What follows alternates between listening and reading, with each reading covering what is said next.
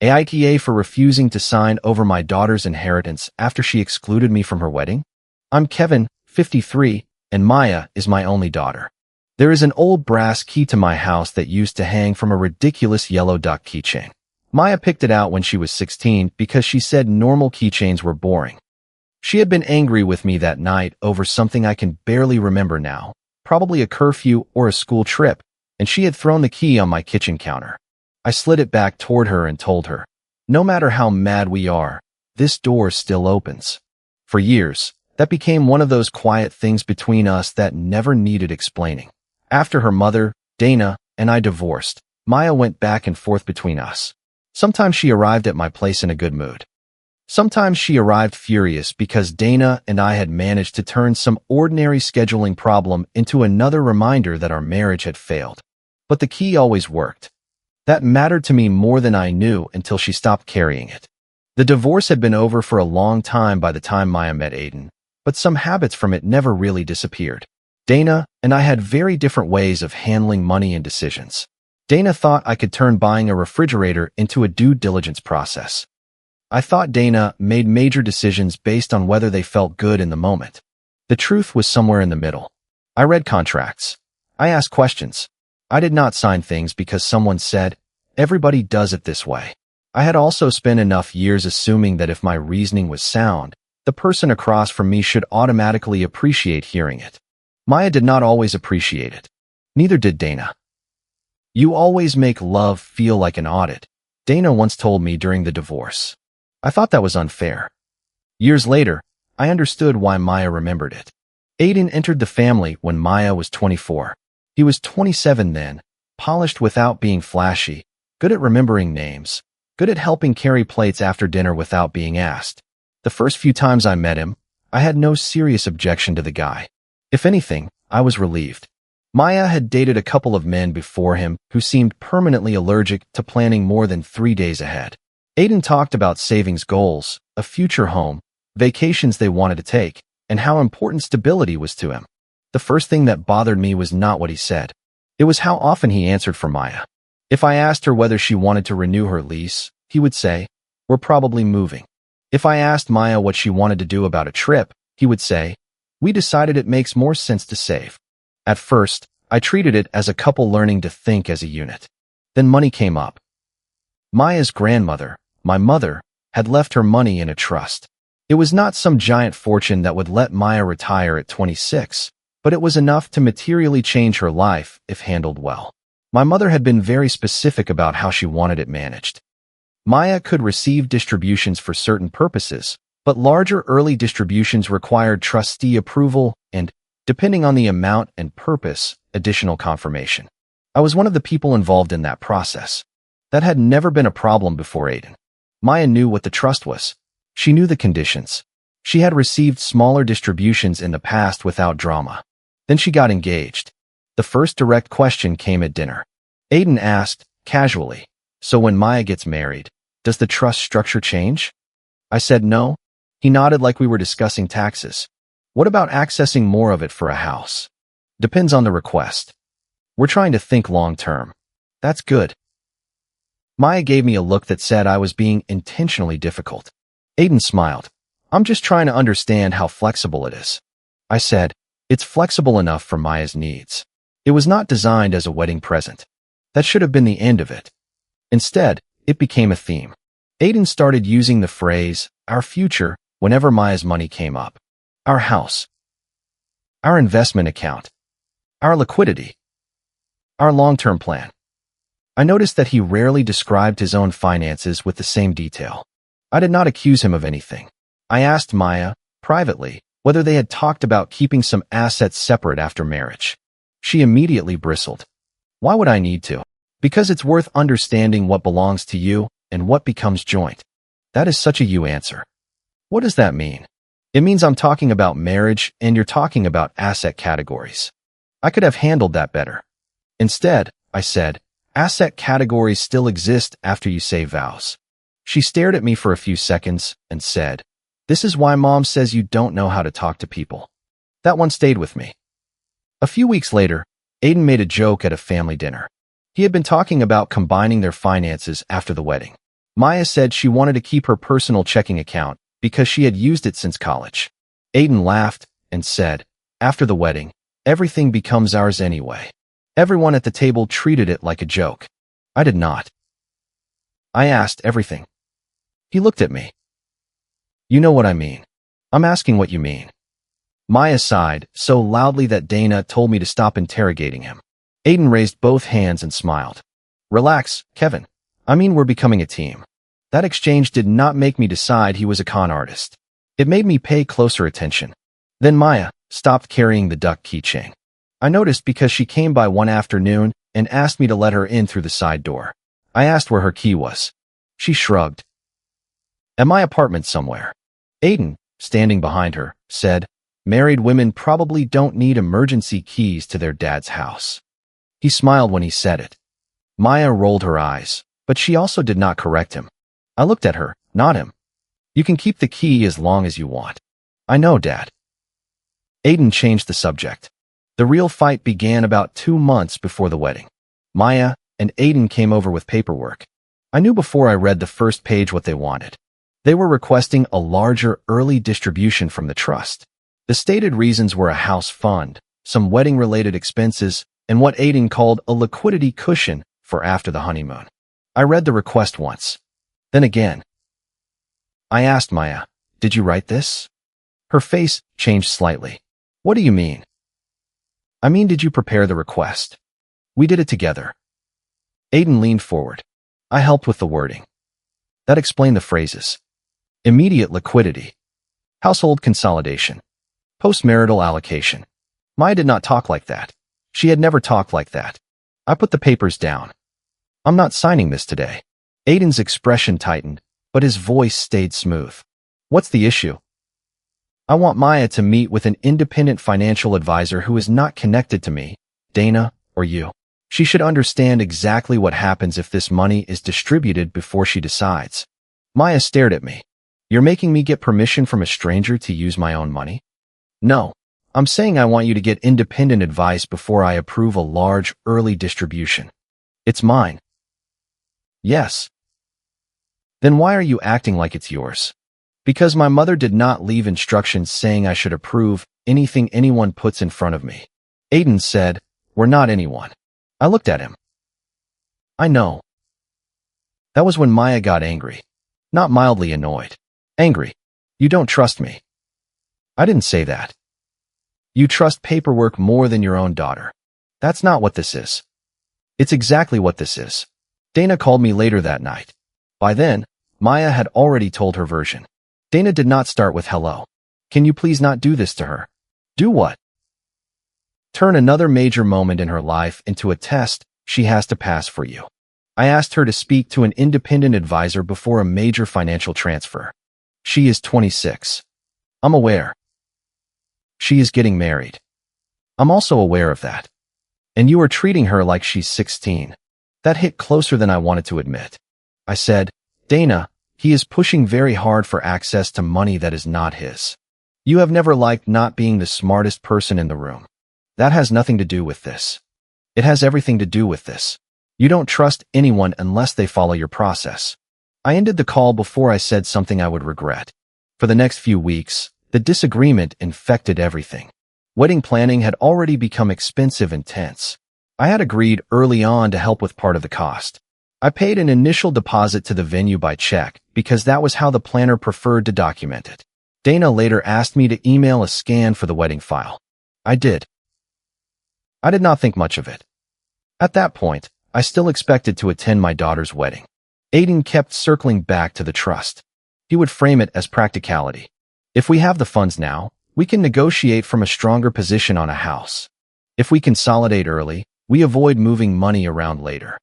If we use some of it for the wedding, Maya can start married life without carrying unnecessary expenses. Every answer sounded reasonable if you ignored one question. Why did he care so much? When I tried to ask Maya that, she heard it as an accusation. "You think he's marrying me for money. I think he is unusually interested in money he does not control." That is the same thing. No, it isn't. To me, it is. I should have stopped there. Instead, I started listing examples. That was my mistake. I reminded her that Aiden had asked about distribution rules before they were engaged. I mentioned the joke about everything becoming theirs. I brought up how he answered for her. By the time I finished, Maya was crying and furious. You've been building a case against him. I've been paying attention. You hear yourself, right? I did. Just too late. Aiden did not need to convince Maya that I was controlling. I had handed him enough material to work with. A week before the wedding, Maya asked me to meet her and Dana at a coffee shop.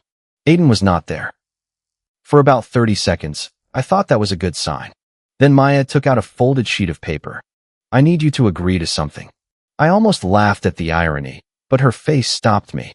She said, if you come to the wedding, you do not bring up the trust. You do not question Aiden.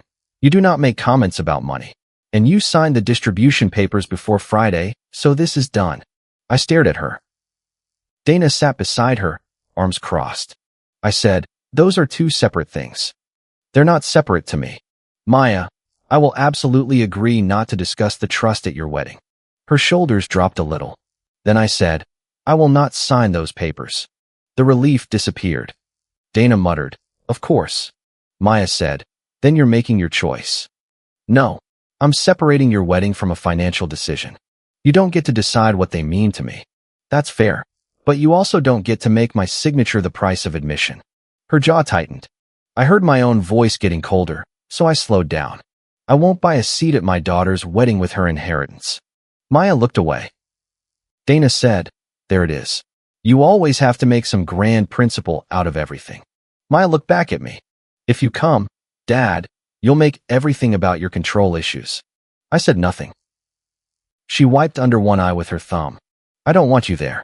Those 5 words did more damage than any argument we had ever had. I asked, is that what you want? Dana started to answer. I looked at Maya. Not your mother. You. Maya's face crumpled for half a second, then hardened again. Yes. I nodded. All right. Dana looked surprised. Maybe she expected me to fight. Maya probably did too. I stood up, put cash on the table for my coffee, and left. Nora called me that evening.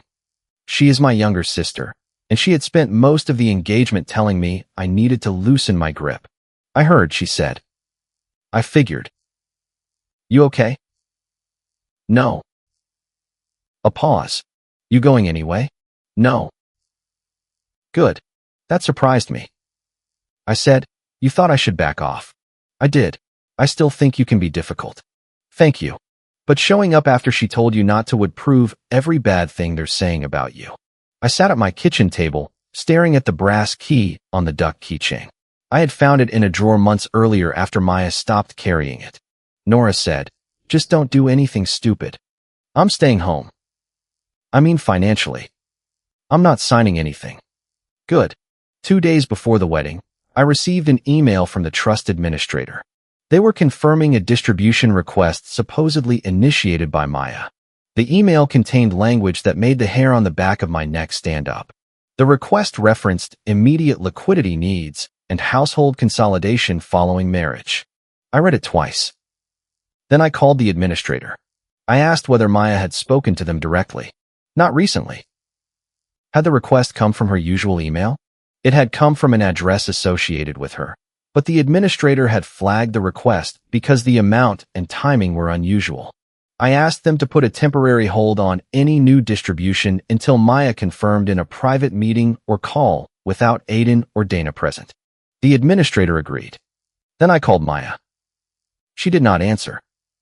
I did not leave a message about the trust. Her wedding was in 2 days, and I knew how any message from me would be interpreted. So I documented the call and stopped. That night, I also logged into my bank because I had become cautious about everything connected to the wedding. There was no completed withdrawal I did not recognize. There was, however, a verification alert associated with a check presented to the wedding venue. The amount was larger than anything I had agreed to pay. The alert did not mean the money had been withdrawn. It meant something had triggered review. I called the bank. The representative told me they could not give me final information yet because the item was still pending verification. I told them I had not issued any additional check to the venue and asked them to flag it. They did. I went to bed with an unpleasant feeling in my stomach. The next morning, Dana sent me one message. Please do not contact Maya today unless she contacts you first. I typed 3 different replies and deleted all of them. Finally, I wrote, understood. On the day of the wedding, I stayed home. I did not drive past the venue.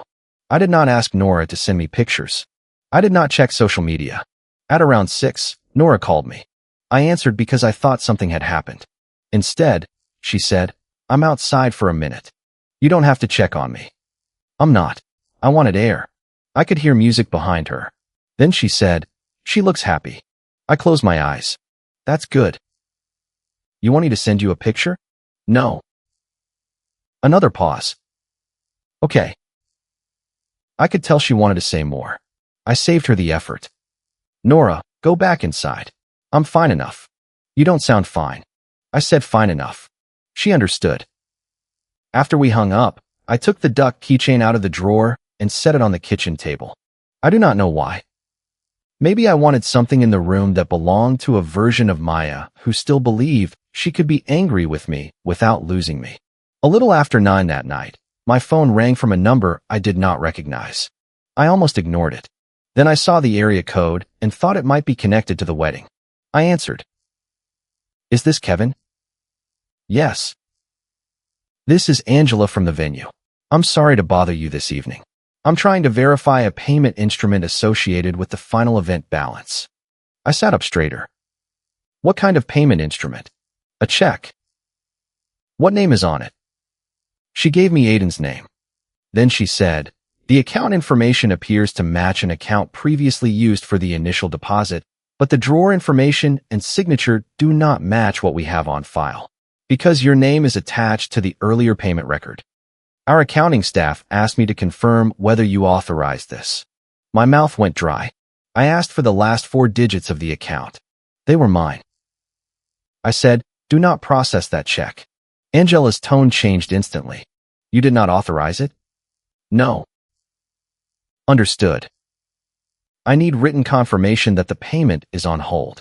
I can send that. Please do. I ended the call and immediately called the bank's fraud line. There was no dramatic scene. No police sirens. No sprint to the wedding. I sat at my kitchen table while a bank representative asked me a series of questions about a check I had never written. I confirmed that I had previously written 1 check to the venue. I confirmed that I had not authorized anyone to reproduce or reuse my account information. I confirmed that the final payment was not mine. The bank placed additional restrictions on the item and began the fraud process. Then I emailed Angela confirming, in writing, that the payment was unauthorized. After that, I called the trust administrator again and told them the hold needed to remain in place until Maya personally confirmed any request through an independent process. By then, my hands were shaking. Not because I wanted to storm into the reception, because I finally understood what Aiden had been counting on. He thought I would be too ashamed to object. He thought that if the unauthorized payment happened on Maya's wedding night, I would decide that protecting her from embarrassment mattered more than protecting my account.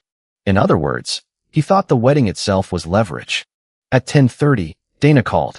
I knew before answering that the venue had spoken to them. She was furious. What did you do? I told the bank I did not write a check I did not write. You froze the final payment. I stopped an unauthorized withdrawal from my account. You have humiliated her. I heard voices in the background. I kept my own voice low. Why did Aiden have my account number? You paid the deposit. That doesn't answer the question. You said you were helping with the wedding. Helping is not a blank check. Oh, please. You knew exactly what would happen if you did this tonight. No, Dana. Aiden knew exactly what might happen if I found out tonight. That's why I'm asking again. How did he get the account information?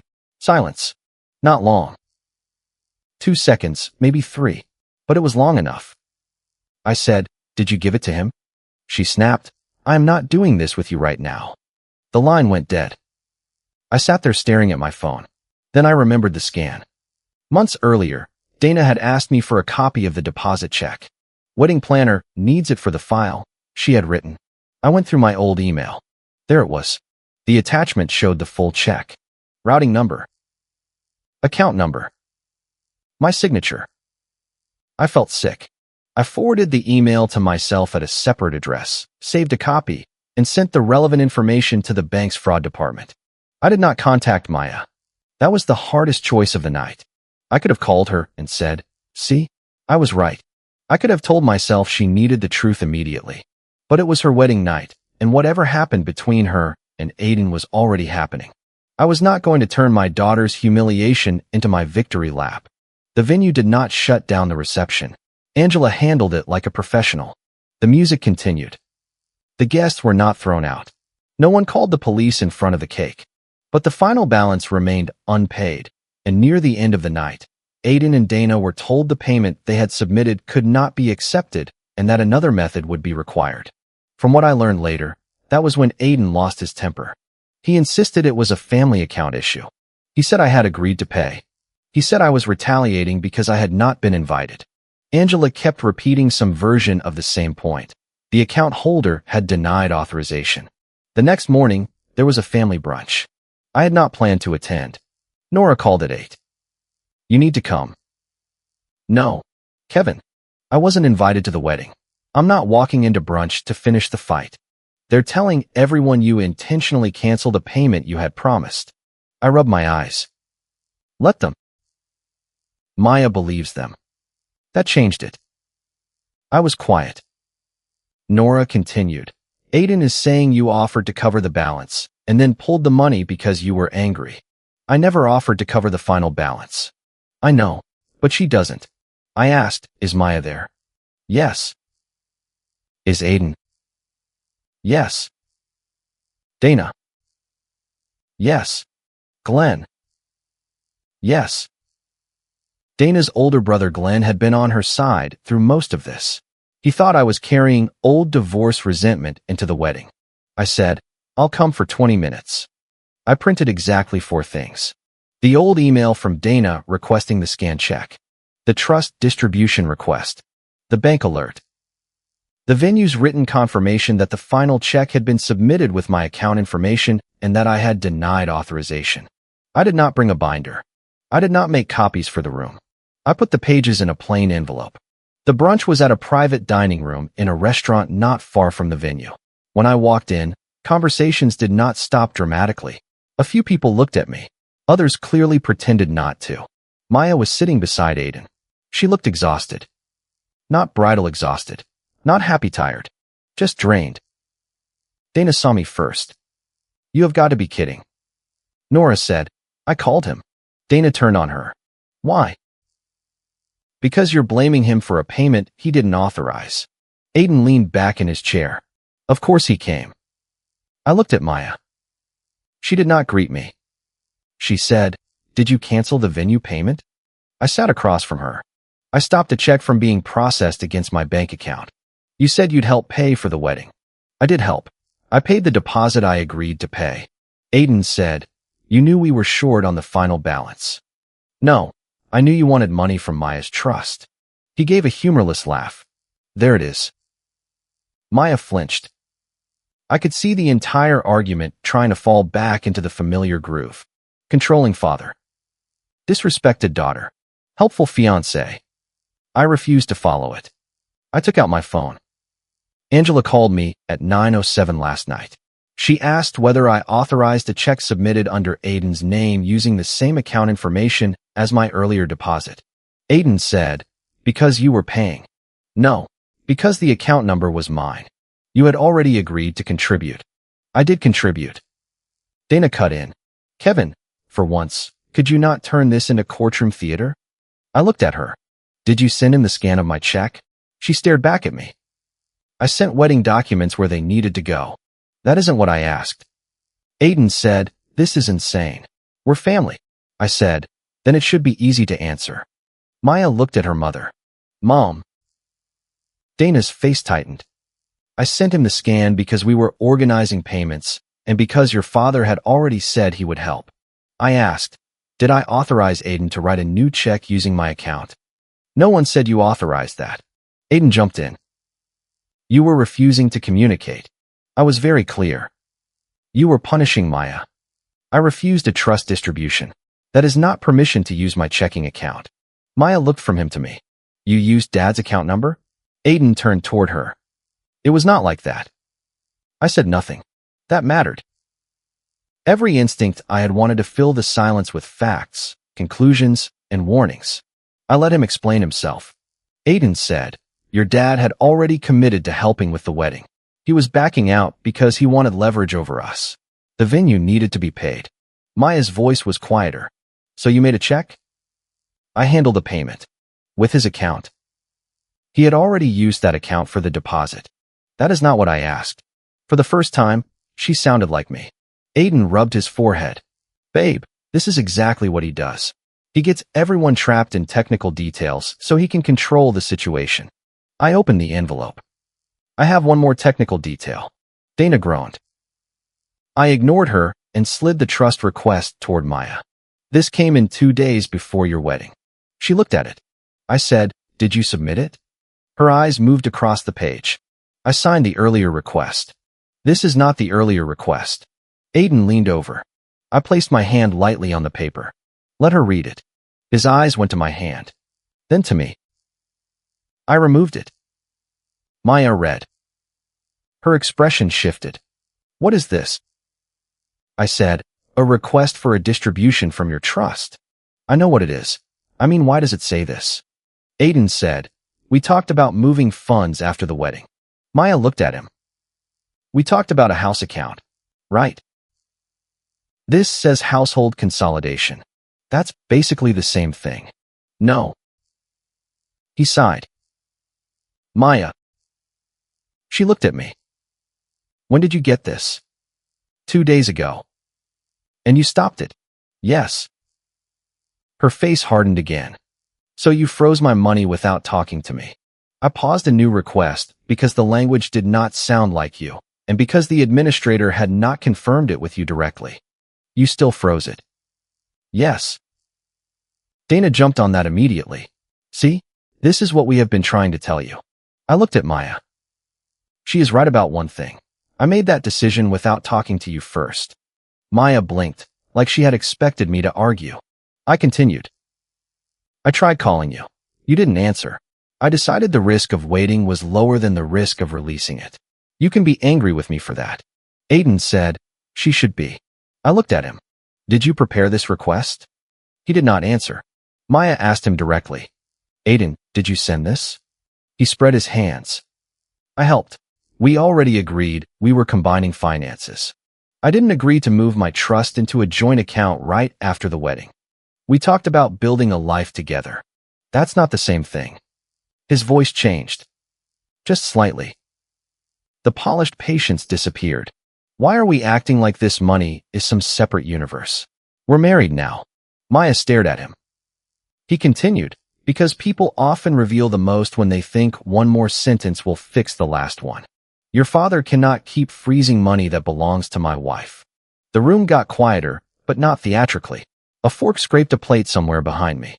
Someone near the end of the table looked down at their coffee. Maya said, "My money." Aiden looked at her. "What? You said money that belongs to your wife." "Yes." "Then why are you talking like he took it from you?" Aiden's jaw tightened. "I'm talking about our future." Maya said nothing. He leaned closer to her. "After the wedding, it's our future, not just yours." There it was. Not because I exposed him with some perfect speech. Because he finally said the part he had been trying to make sound romantic for a year. I looked at Maya. "Listen to what he just called protection." Aiden snapped. "You wanted her to choose you over me from the beginning." "No." "Yes, you did. You never respected that she was building a family with me." "I respect that Maya can choose her husband." "You don't respect our marriage." "I don't have to finance it." Dana said, "This is unbelievable." Glenn finally spoke. He had been sitting 2 seats down from Dana, watching everything. "Dana." She turned toward him. He asked, "Did you send Aiden the check scan or not?" "I already said I sent wedding documents." "That isn't the question." Her face flushed. "Yes." Glenn nodded once. "Did Kevin tell you Aiden could use his account?" "No." "Did Kevin tell you he would pay the final balance?" Dana looked at me, then away. "He said he would help." Glenn leaned back. "That's a no." Dana snapped, "Do not sit there and judge me. I was trying to keep my daughter's wedding from becoming another one of Kevin's power plays." I said, What did you tell Aiden when you sent the scan? She looked at me. I already suspected, but I wanted her to say it. I told him you would rather pay than be embarrassed. Maya closed her eyes. Dana rushed on. I did not tell him to forge anything. I thought if there was a shortfall, you would cover it rather than cause a scene. I was not there to cause a scene. That is not the point. It is exactly the point. You treated my account like a pressure point because you assumed I'd be too ashamed to defend it. Aiden muttered, "This is ridiculous. We can replace the money." I turned to him. That is not how unauthorized checks work. He laughed sharply. Of course that's where you go. Rules. No. Consent. That landed harder than anything else I had said. Maya looked at the papers again. Then she asked Aiden, where was the trust money supposed to go? He paused. A joint account. Which one? Our new account. Which one? He said the bank name. Maya's expression changed again. I'm not on that account yet. You were going to be. When? After the honeymoon. So you asked for my trust money to be moved into an account I can't access. That is not what was happening. Maya pushed the paper toward him. It literally lists that account. He looked at me. You showed her half the story. I showed her the request.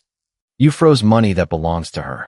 I said, and now she can decide what happens after she speaks to someone whose paycheck does not depend on either of us. Maya looked at me.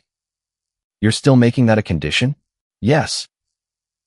Her face hardened. I forced myself not to soften the answer just because she was hurting. For any large early distribution, while there is a disputed request and a fraud issue connected to the same wedding, yes. Dana said, so you are controlling it. I am controlling what I am legally responsible for approving. I am not controlling her marriage. Aiden scoffed. Same thing to you. No. I looked at Maya. I won't tell you to leave him.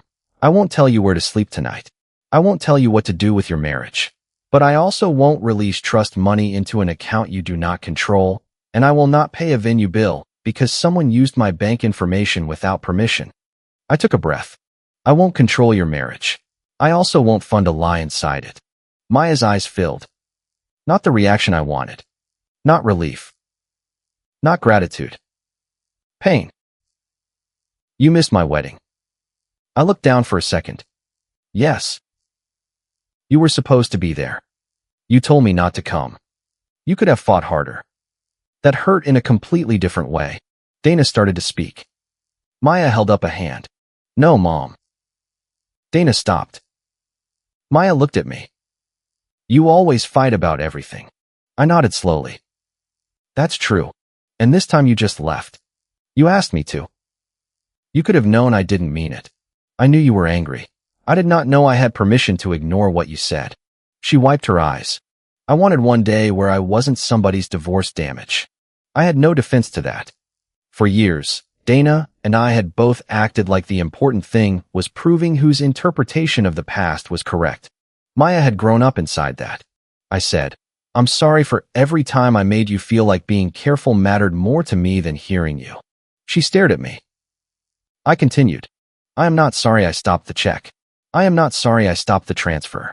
But I am sorry that by the time I had a real reason to be worried, I had already trained you to hear every question from me as criticism. Aiden shook his head. This is manipulative. Maya turned on him. Stop. He froze. She said it again. Just stop talking for me. That was the first moment I felt something shift. Not toward me. Toward her. She stood up.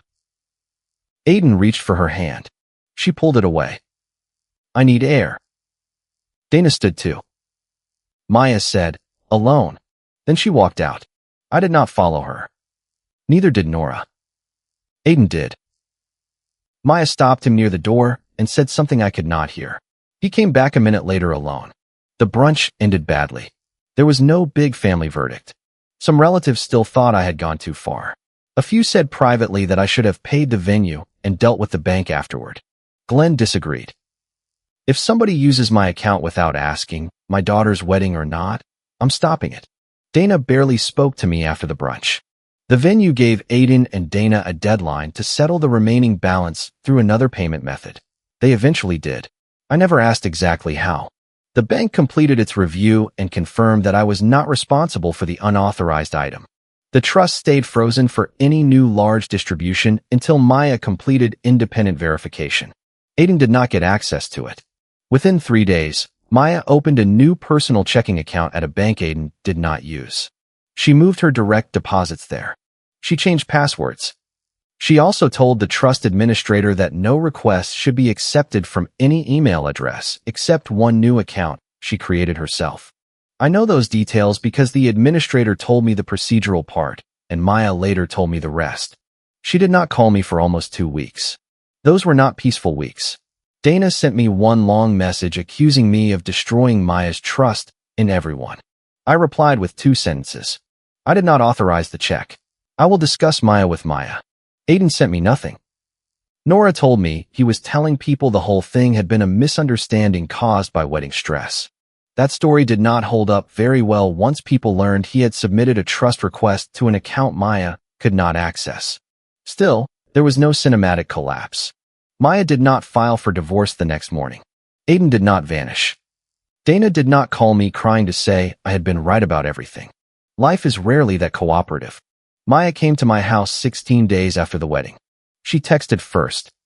"Can I come by?" I answered, yes. She arrived alone.